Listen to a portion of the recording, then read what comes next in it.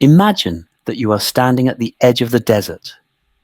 Before you stretches an endless sea of sand, glowing white with heat. The air shimmers in the scorching haze. Somewhere in the distance flows a blue ribbon of water. The Nile, the only living artery in this world of stone and sand. Without it, there would be death. With it, civilization was born. Each year the river overflowed its banks, covering the land with thick black silt. People awaited this flood as a gift from the gods. When the waters retreated, the fields became fertile, and it was possible to sow wheat, barley, and flax. Thus began the story of Egypt, one of the longest, strangest, and most magnificent in human history. The birth of the state. Thousands of years ago, scattered tribes of farmers and fishermen lived along the Nile. They built huts from reeds, shaped clay pottery, and hunted hippopotamuses and crocodiles. Gradually, villages grew, cities appeared, chiefs emerged, and then kings. Around 3100 BCE, two regions, Upper and Lower Egypt, were united under the rule of a single ruler. Legends call him Menes.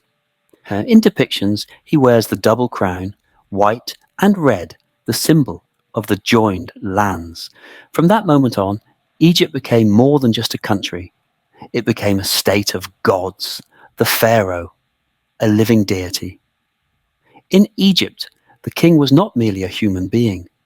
The pharaoh was considered the embodiment of the god Horus on earth, a mediator between heaven and people. His task was to uphold Ma'at, cosmic order, truth, justice, and balance. If the Nile flooded poorly, it meant the pharaoh had angered the gods. If drought struck, it meant the order had been broken. The entire life of the country revolved around the figure of the ruler. Palaces shone with gilded columns. Temples were filled with the scent of incense. Priests in white linen garments chanted hymns to the gods. Scribes traced hieroglyphs with reed pens on papyrus. Armies guarded the borders. Caravans crossed the deserts. Sailboats glided along the Nile. Egypt grew rich, builders of eternity.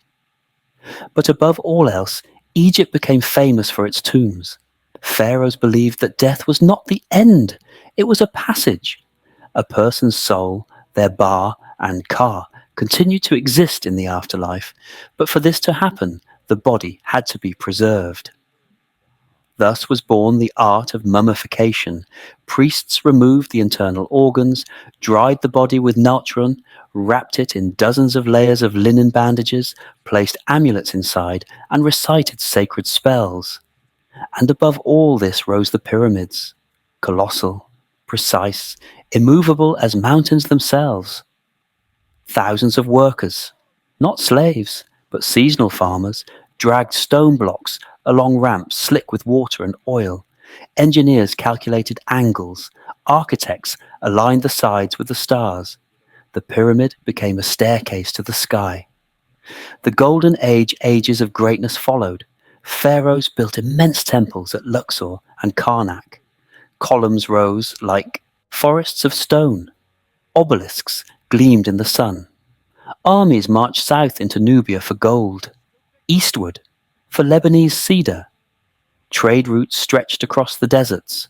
In workshops, artisans carved alabaster, cast bronze, and crafted jewelry from lapis lazuli, brought from distant lands. Musicians played harps. Young women danced at festivals. Wine flowed like a river. Egypt lived in the certainty that this would last forever. The world of the gods above humanity stood the gods. Ra, the solar lord, sailing across the sky in his bark each day. Osiris, the ruler of the dead, judge of souls. Isis, the goddess of magic and motherhood.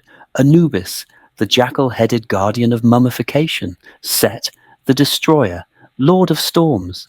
Every temple was a microcosm of the universe. Statues of the gods were washed, clothed, and fed with offerings.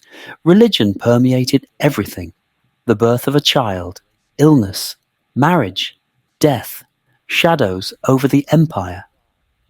But even the most eternal civilizations crack. Over time, the power of the pharaohs weakened, priests grew wealthier, provincial governors began to rule like independent kings. Periods of chaos followed. Tombs were robbed. The river flooded poorly. Enemies came from east and west.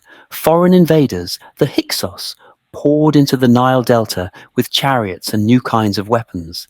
Egyptians had to relearn how to wage war. The empire fell, and then rose again, again, and again. The last pharaoh's centuries passed. New powers appeared on the horizon. Assyria, Persia, Greece. A Macedonian conqueror entered Egypt without a fight. He was welcomed as a pharaoh.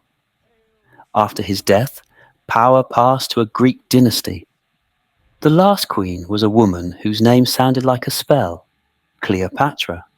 She spoke several languages, commanded fleets, forged alliances, and fought for her throne. But even her brilliance could not stop time. Rome arrived. Egypt became a province.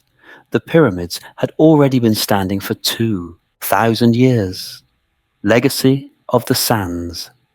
Today we see ruins, roofless temples, statues without noses, the desert swallowing cities, but beneath every stone lies a story. The story of people who tamed a river, who turned death into architecture, who spoke with gods through stone and stars. Ancient Egypt vanished as a state, but not as an idea. It lives in our books, films, museums, and dreams. In every person who gazes at a pyramid and thinks, how did they do that? And in that question lies the full greatness of the civilization born along the river in a land of sand and eternity.